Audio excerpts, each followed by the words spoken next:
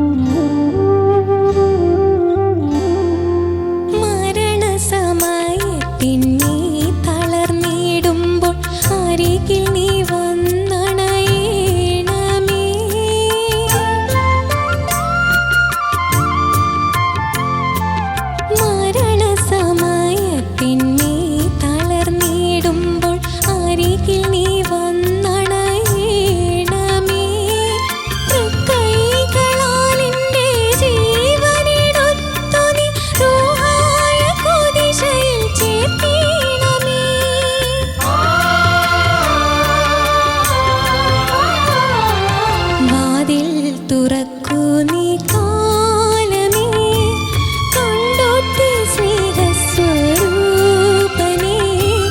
കുരിശിൽ പുളയുന്ന നേരത്തും ഞങ്ങൾക്കായി പ്രാർത്ഥിച്ച യേശു മഹേശനേ, വാതിൽ തുറക്കൂ നീ കാലമേ.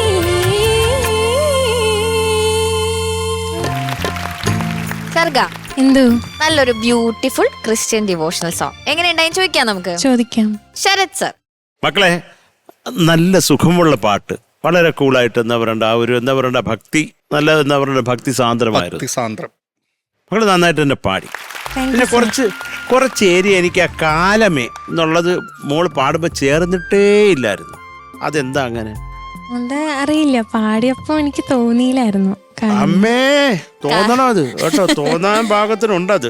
അതുപോലെ മോളെ പ്രാർത്ഥിച്ചു, തായും രഥത്തിന്റെ തായും കൂടെ ചേർത്ത് അത് ആദ്യം പറഞ്ഞ പ്രാർത്ഥിച്ചു എന്നായിപ്പോയി. അത് ശരിയായിക്കൊള്ളുക. പിന്നെ മോളെ ഈ അബ്രഹാമിന് എന്താ പറ്റി? ഇഷ്ടമല്ലേ അബ്രഹാമിന്? പിന്നെന്താ പാടിയപ്പോ ഒട്ടും സ്നേഹമില്ലാത്ത പോലെ. തുടങ്ങിയത് ശരിയായില്ല, രണ്ടാമത്തെ റിപ്പീറ്റിൽ അബ്രഹാമിന്റെ നട്ടലൊടിച്ചു. Y? I just want to know the reason. Tell me, don't laugh, yeah. When I'm asking something, you should explain. What's happened? What happened, really? എനിക്കറിയില്ല എന്താ സംഭവിച്ചത്. എനിക്കും മോളെ ഈ ചളുങ്ങാതൊന്ന് പാടാമോ? ഷിനു, അതെന്താണ്? അത് പറയുമ്പോ മോക്ക് അത് എന്തെങ്കിലും ഒരു കുഴപ്പമുണ്ട്? അബ്രഹാം എന്ന് പറയുമ്പോ ഇല്ല. പിന്നെ അതിപ്പോ നേരെ അങ്ങോട്ട് പാടിക്കേ. അവിടെ ഒരു കൺട്രോൾ ഇല്ലായ്മ ഫീൽ ചെയ്യുന്നുണ്ട് മോളെ. അബ്രഹാം പുത്രനാം ഇസാക്കിൻ വംശീയ വല്ലിയിൽ പൊട്ടിട്ട പൊൻപൂവേ. ആ പൂ എന്താ അങ്ങനെ ഇരിക്കുന്നു മോളെ വാടിക്കരിഞ്ഞ്? പൊൻപൂവ് എന്താണ് അങ്ങനെ ഇരിക്കുന്നത്? അത് ചേർന്നിട്ടില്ല, ഇപ്പോഴും മോൾ അങ്ങനെ തന്നെ പാടുന്നത്. ഇന്നവള് ഫുള്ള് ചിരി. ആ മോളെ ഒന്ന് ചിരിച്ചാടാ പൂവെന്ന് പാടിയിട്ട്. പൊൻപൂവേ. എന്താണ് അതിന്റെ ഒരു യഥാർത്ഥ രൂപം? എന്താണ്?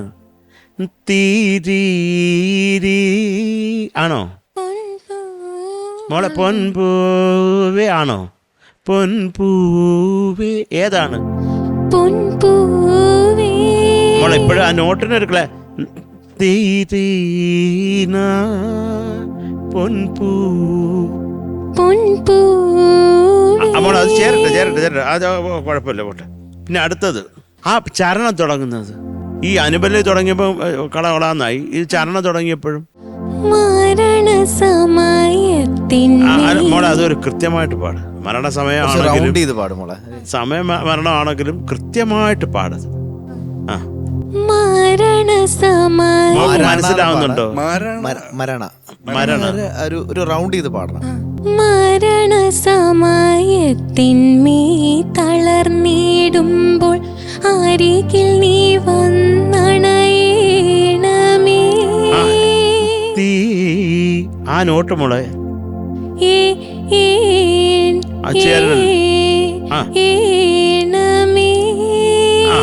ഇതൊക്കെ കറക്റ്റ് ചെയ്താ മതി. ലാസ്റ്റ് പല്ലവി ബ്യൂട്ടിഫുൾ ആയിരുന്നടാ. Thank you sir. എന്തൊക്കെയായാലും ലവ് യു മുത്തേ. Thank you sir. Thank you Sarath sir.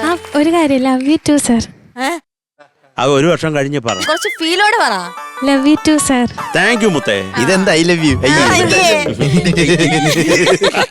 എനിക്ക് വേണ്ട നിന്റെ ജാമു. ഗാഥ ചേച്ചിനെ വിളിക്കട്ടെ. ഗാഥാ ജാം മതി. ഓക്കെ ഷാനിക. സർഗ എന്തോ നല്ല ശബ്ദം മോളെ. Thank you sir. എനിക്ക് ഫുൾ പല്ലവി മോളെ എനിക്കൊന്ന് പാടിത്തരാം. അതിൽ വേണ്ട, എനിക്ക് ജസ്റ്റ് വാതിൽ തുറക്കൂ നീ കാലമേ, ആ റിപ്പീറ്റ് വരുന്നവിടം വരെ. വാതിൽ തുറക്കൂ നീ കാലമേ. നോട്ട് ആ നോട്ട് കാലമേ. ഇപ്പോഴും ഷാർപ്പ് നമ്മൾ. കാലമേ. അതാണ് നോട്ട്. കൃത്യമായിട്ട് പാടണം. വാതിൽ തുറക്കൂ നീ കാലമേ. കാലമേടെ കാ ഇപ്പോഴും എവിടെയാ കിടക്കണേ. പിന്നെ എബ്രഹാം, ഓ അത് അതിന്റെ എന്തോ അതിന്റെ ഈ പറഞ്ഞ പോലെ നട്ടലും കാലും. അത് ശരിക്കും നമ്മൾ അത് എങ്ങനെ പ്രൊനൗൺസ് ചെയ്യണം? അത് എബ്രഹാം എന്നാണോ? പറയാം, പക്ഷെ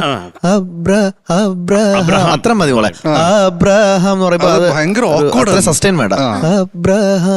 അബ്രഹാം ഇപ്പോഴും അത്രയും കേപ്പ് ചെയ്യണം. അത് വലിയ വേണ്ട, സിമ്പിൾ ആയിട്ട്. മച്ച് ബെറ്റർ കേട്ടോ. മറ്റേത് ഭയങ്കര പ്രൊനൗൺസ്ഡ് ആയിരുന്നു. എന്തോ ഒരു വിയേർഡായിട്ട് തോന്നി ആ പേര്. അത് നമ്മള് അത്രയും ഡിവോഷണൽ റൗണ്ടിൽ അങ്ങനത്തെ ഒരു പേര് വരുമ്പോൾ നമ്മൾ അതിന് ഭയങ്കര ഇമ്പോർട്ടൻസ് കൊടുക്കണം. അത് മാത്രമല്ല ഷാനെ, തമിഴില് അബ്രഹാം പണ്ഡിതർ എന്ന് പറയുന്ന ഒരു ലിറിസിസ്റ്റ്, അദ്ദേഹം മഹാൻ. അത് അദ്ദേഹമാണ് തമിഴ് ക്രിസ്തീയ ഭക്തിഗാനങ്ങൾ മുഴുവൻ എഴുതിയിട്ടുള്ളത്.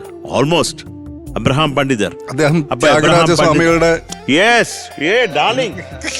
ത്യാഗരാജസ്വാമികളുടെ കൂടെ പഠിച്ചതാണ്. അപ്പോൾ ത്യാഗരാജസ്വാമികൾ എഴുതിയ കൃതികളെല്ലാം ഇദ്ദേഹം അതേ മീറ്റർ ക്രിസ്ത്യൻ ഭക്തിഗാനമായിട്ടും എഴുതിയിട്ടുണ്ട്. നഗമോയ്ക്കൊക്കെ എഴുതിയിട്ടുണ്ട് കേട്ടോ. അപ്പം അത് നിങ്ങൾ മനസ്സിലാക്കാൻ വേണ്ടി പറഞ്ഞത് അബ്രഹാം പണ്ഡിതർ. കുഴപ്പമില്ലാതെ പാടി മോളെ. ഈ ശ്രുതിയൊക്കെ ഒന്ന് ശ്രദ്ധിക്കുക കേട്ടോ. പിന്നെ ഈ പറഞ്ഞ പോലെ ഒരു ഡിവോഷണൽ ഓറ മൊത്തത്തിൽ ഉണ്ടായിരുന്നു കേട്ടോ. ആ ഒരു ഫീലും കാര്യങ്ങളൊക്കെ ഉണ്ടായിരുന്നു. ശ്രുതി മാത്രം കുറച്ച് അവിടെ എടുക്കുന്നു പോയി. That's okay. All the best. Thank you Shanika. ഹരിചേട്ടാ. സർഗ എല്ലാം പറഞ്ഞു. പറഞ്ഞ പോലെ പിച്ചിങ്ങിന്റെ ഇഷ്യൂസ് മാത്രമായിരുന്നു.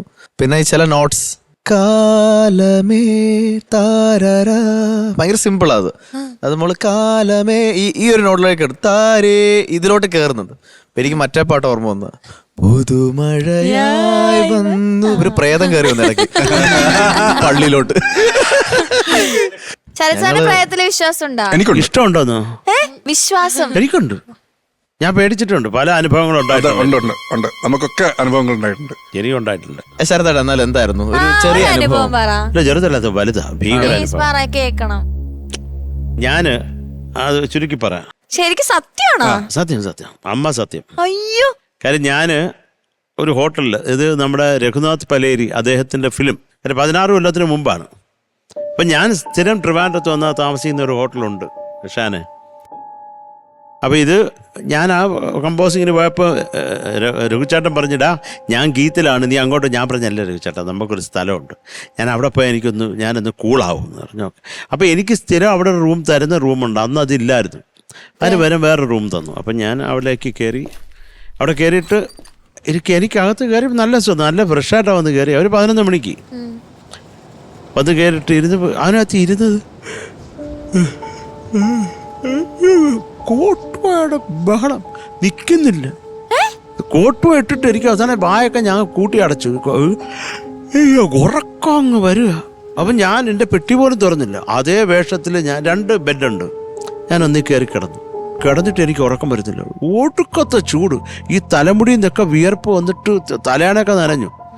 അപ്പം ഞാൻ എണീറ്റിട്ട് ഞാൻ ഒരു ചായ ഓർഡർ ചെയ്തു, അത് കുടിച്ചു. ഇതെന്തോന്ന് ഇങ്ങനെ മഹാവൃത്തികേട്. എനിക്ക് പേടി എന്നുള്ളൊരു ഐറ്റം. അതോടെ നമ്മൾ സ്ഥിരം അവിടെ താമസിക്കുന്നുണ്ട്. അല്ല 11-12 മണിയല്ലേ ആയുള്ളൂ പകൽ. അത് കുളിക്കാം. അപ്പം ഞാൻ കുളിക്കാമെന്ന് പറഞ്ഞാൽ ആ കഥവ് ഞാൻ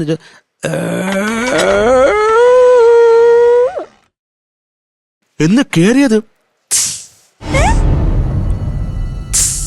ഇങ്ങനൊരു ശബ്ദം.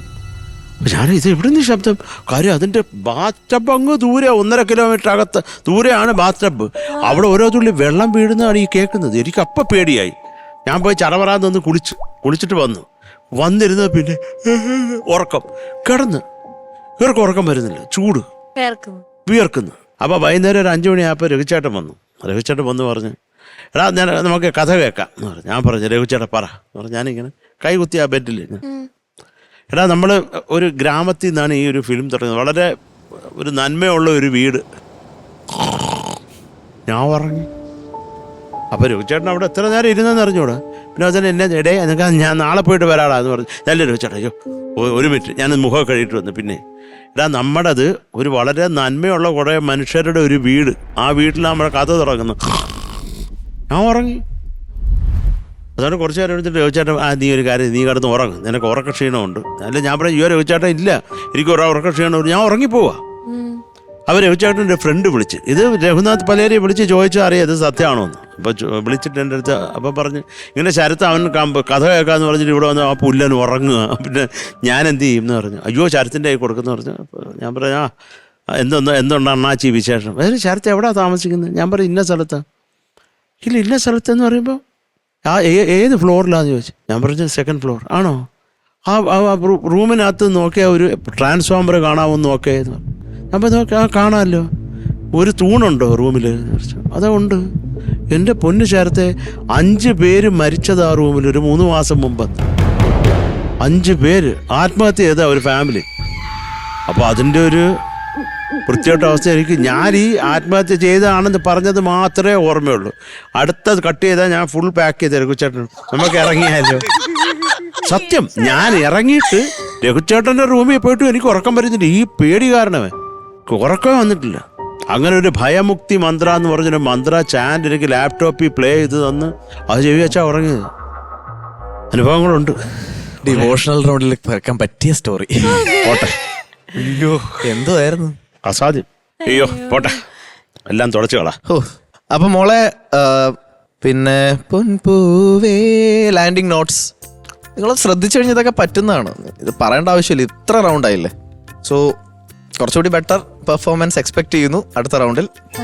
All the best. Thank you sir. Thank you ചേട്ടാ. Sarath sir.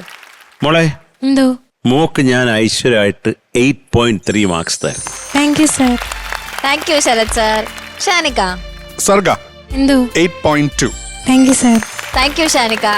ഹരിചേട്ടാ. Same 8.2. Thank you sir. Total 24.7 marks.